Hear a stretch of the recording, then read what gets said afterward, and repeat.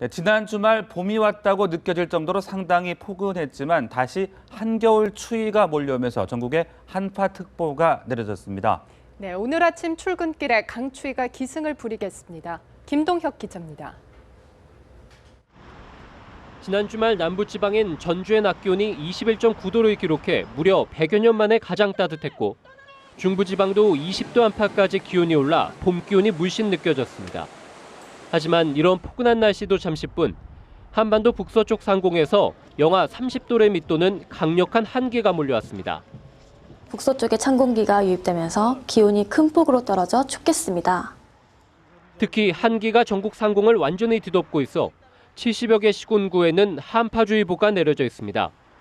기상청은 수온주가 절대적으로 낮다기보다는 단시간에 급격히 떨어지는 곳이 많아 전국에 한파특보를 내렸다고 설명했습니다.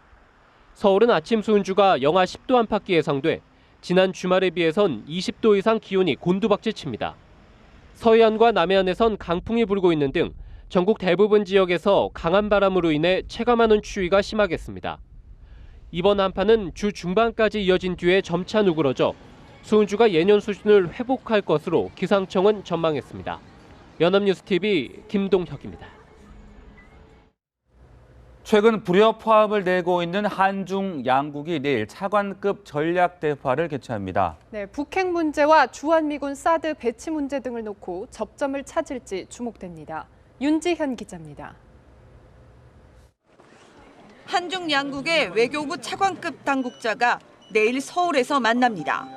지난달 6일 북한의 4차 핵실험 이후 처음으로 중국 외교부 고위 당국자가 한국을 찾는 겁니다.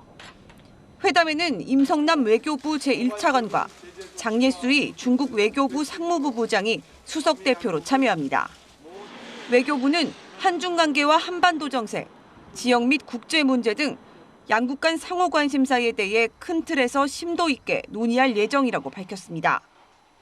북한 핵실험과 미사일 발사에 대한 대응 방안 역시 중점적으로 다뤄질 전망입니다. 특히 현재 유엔 안보리에서 진행 중인 새 제재 결의안 내용을 비롯해 향후 대북 제재의 강도와 방향성을 놓고 접점을 모색할 것으로 예상됩니다. 중국은 북핵 문제를 대화와 협상으로 풀어야 한다는 입장으로 한미가 주장하는 강력하고 포괄적인 제재에는 미온적인 태도를 보여왔습니다. 한미의 주한미군 사드 배치 문제도 이번 회담의 뜨거운 감자가 될 것으로 보입니다. 중국은 사드 배치를 미국 미사일 방어 체계의 일부로 보고 협의 개시에 강한 경고음을 내고 있는 상황.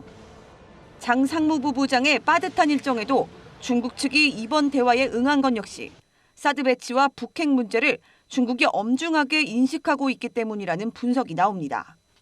한중 외교차관 협의 채널인 전략대화가 열리는 것은 2013년 6월 이후 약 3년 만입니다. 연합뉴스TV 윤지연입니다. 강력한 제재만으로 북핵 문제를 해결하려는 것은 어려우며 핵 추가 개발과 확산을 막는 핵 동결을 목표로 국제사회가 북한과 협상에 나서야 한다고 뉴욕타임스가 촉구했습니다.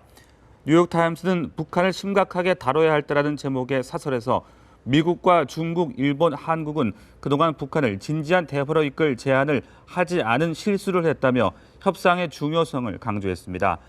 그러면서 북한을 완전히 무장 해제시키는 것은 장기적 목표일 뿐 현 시점에선 비현실적이라면서 문제 해결 국면에 조금이라도 다가가려면 억제를 목표로 한 협상이 필요하다고 강조했습니다.